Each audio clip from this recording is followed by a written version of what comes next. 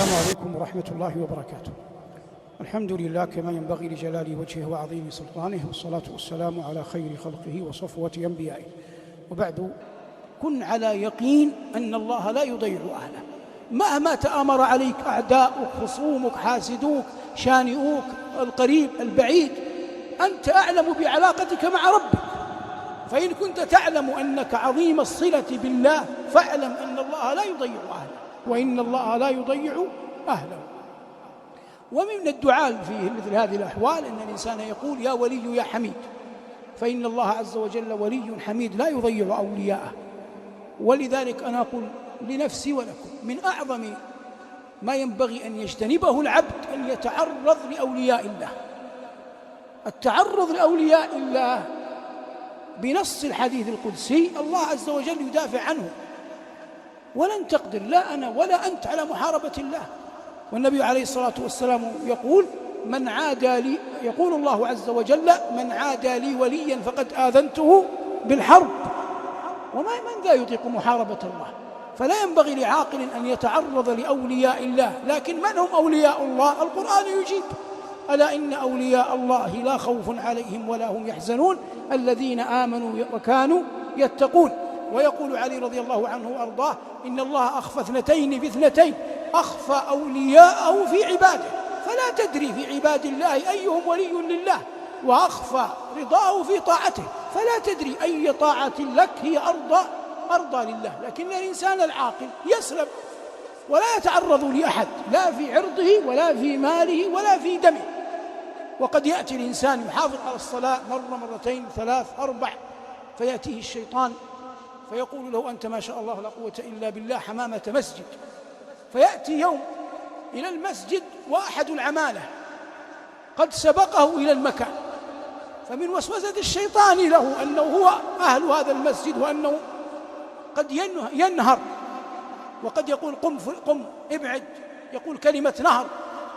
وقد يكون هذا العامل ولي من أولياء الله، قريب من الله جل وعلا، فيكون في نهره أو سبه أو شتمه أو القدح فيه ما يذهب العمل ذلك كله ويبعدك عن ولاية الله. فالعاقل لا يتعرض للمؤمنين، لأنك لا تدري أيهم ولي لله جل وعلا. والله كما قلنا وقال علي: أخفى أولياءه في عباده، ومن عادى لي وليا فقد آذنته بالحرب.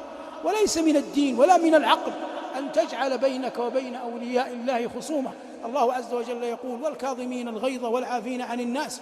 ويقول جل وعلا: خذ العفو وأمر بالعرف وأعرض عن الجاهلين. كلما كان الإنسان إذا ذكر بالقرآن يقف.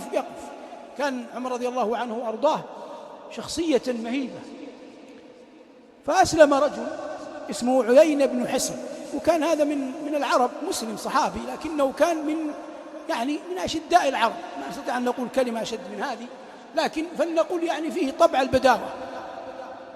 فقدم المدينة في زمن عمر، وقال لابن أخ له كان يحفظ القرآن، وكان هذا الذي يحفظ القرآن مقربا من عمر، فقال لابن أخي: استأذن لي عند أمير المؤمنين. فالرجل الشاب جاء لأمير المؤمنين قال: عمي قادم ويريد أن يدخل عليك يا أمير المؤمنين. فقبل عمر شفاعته ودخل. فلما دخل الرجل لما فيه من جلافة قال: اتق الله يا عمر، إنك تفعل كذا وكذا، وأخذ يزداد غضبا على عمر. فهم عمر أن يضربه بالدرة، فقال هذا الغلام: يا أمير المؤمنين، إن الله يقول خذ العفو وأمر بالعرف وأعرض عن الجاهلين. وكان عمر وقافا عند كتاب الله، يعني إذا ذكر بالقرآن يقف ولا يتجاوزه رضي الله عنه وأرضاه، فتوقف ولم يتعرض لذلك الرجل. والمقصود أن الإنسان يتحلى بالعلم بالله، في الثقة بالله جل وعلا في كل آن وحين. الوجل الخوف مع المحبة. إذا ذكر الله وجلت قلوبهم، إذا ذكروا بالله خافوا. رجل يريد أن يبطش بأحد عنده، عامل، زوجة، جار، رجل ضعيف، فلما رفع يديه قال له ذلك أو أحد ممن كان حاضرا: اتق الله. وجلت قلوبهم، يكف يده، سيمنعه قلبه أن يبطش لأنه عرف الله. أما إن ضرب واستمر فهذا لم يعلم قول الله عز وجل الذين إذا ذكر الله وجلت قلوبهم. هذا واحد. من أجب أن آتي بأمثلة واقعية.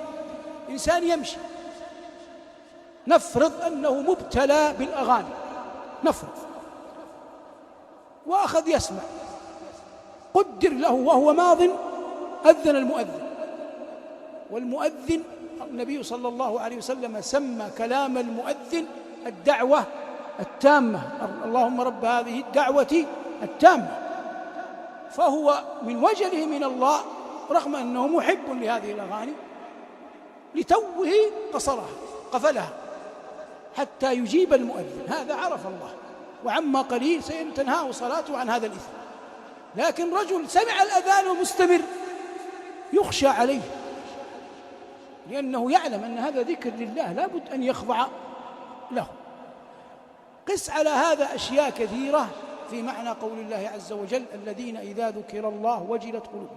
رجل يقوم الليل يصلي لوحده لا يراه أحد، فيمر بآيات يعظم الله جل وعلا فيها ذاته العلية، فيخشع ويخضع ويبكي، فهذا من أعلى المنازل إذ لا يراه أحد في معنى قول الله جل وعلا الذين إذا ذكر الله وجلت قلوبهم وإذا تليت عليهم زادتهم إيمانا. والله يقول الله نزل أحسن الحديث كتابا متشابها مثانيا تقشعر منه جلود الذين يخشون ربهم ثم تلين جلودهم وقلوبهم إلى ذكر